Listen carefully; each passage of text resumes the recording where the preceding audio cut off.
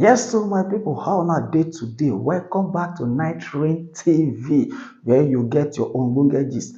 I beg before I continue for this story, when we say it is trend, before we begin analyze and we see one or two things when really happen or why it happen. I beg first of all, help me hit on that subscription button and the notification bell for more update as they come. Make it drop, they drop for your phone. Now the matter when I bring for you today, now this matter of Ifon and Ilobu community. When we say two community, when we say they close to each other, when we say they like 5 and 6, two brothers, when we say they close, when just suddenly they by themselves. I could the one that say, how something could just start like that, they begin by themselves. If you don't see the video before, they ask yourself, say, why? What really happen? That is why they bring out come your domot and say, see as a thing truly they happen. According to information I get, they say they don't. This dispute has been on ground for the past 18 years. For the past 18 years, now this matter now when come make and come escalate. This Thursday, Thursday when make and come escalate. So say now since 18 years this matter don dey ground, and wetin dey cause this matter so na because of land. Na land matter, land issue na it cause this fight. So make dey see say people dey burn houses for this period when be say people dey hungry. For this period when be say herdsmen dey attack farmers.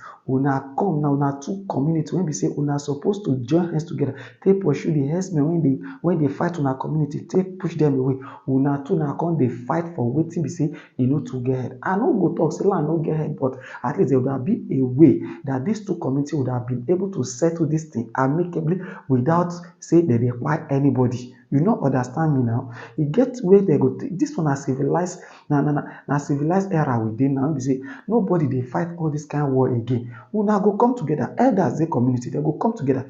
Iron and ask, okay, you take like this, maybe I take like this. Make we arrange, reach on an agreement. Say okay, make it just be like this. Una come go dey fight each other. They say, this thing dey start. Now on Sunday, here the whole matter start. Say these two community don dey point accusing finger. Una do this, you do this. Una do this, you do this. They don dey point until on Thursday when the whole thing go escalate. They say according to the information when we gather from the Ifon aspect, the Ifon community, they say na Ilobu first attack their own community. Say they come attack their community around that kind one for midnight. Say they come attack their community, begin set houses on fire, begin burn places, they burn cars, they even buy some people. Say na so the thing dey happen. But the Ilobu side aspect of this matter, they say no be so the thing be. Say this same people, the Ifon people, don dey attack their own community, sending their youth. Say make they come dey attack them. Say their youth don dey commit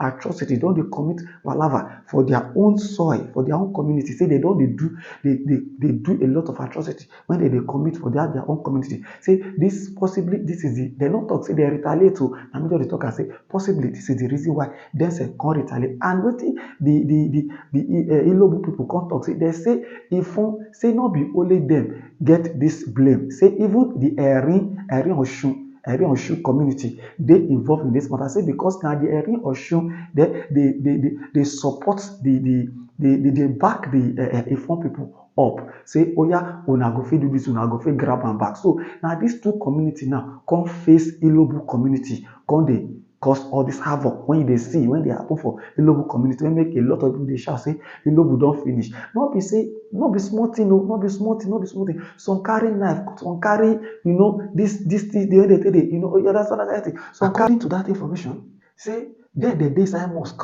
when these people come attack them, towards around evening when the Ifon people come attack them. So now so the thing. Now the government don't come intervene for the matter, and you don't give them strict warning. You don't give them strict warning, and you don't want security men on ground as we speak now to douse the tension when they for that place. Say when they hear the elders, the clergymen when they for that place go face the full wrath of the law. They go face the full wrath of the law. Say if in here say anything happen, they can say make they not look and say because say he sabi dance, he sabi joke, he sabi play. Say make they call the take for granted. If anything happen, the person wey start that thing, the clergymen for those communities, these three communities, which is Ifon, Ilobu, and Erin Osun, go face the full wrath of the law. Now I say yes, it is good. Now me I be the expect say wetin Governor Adeleke suppose do na just to na make it declare state of emergency because na wetin dey happen for Nigeria be that na I dey joke o. Make una no hold me for my word o. Meanwhile, the situation there now don douse down a kind of now because they don give them stringent warning say if anything happen, if una burn house again, make I speak like my brother P2B, I go declare una place state of emergency. Then I go bring a soldier, they will come to control those community. You dey feel me? Meanwhile, if you never subscribe to my channel, I beg, help me click on that subscription button. May you subscribe. God bless you. See you next time. Bye for now.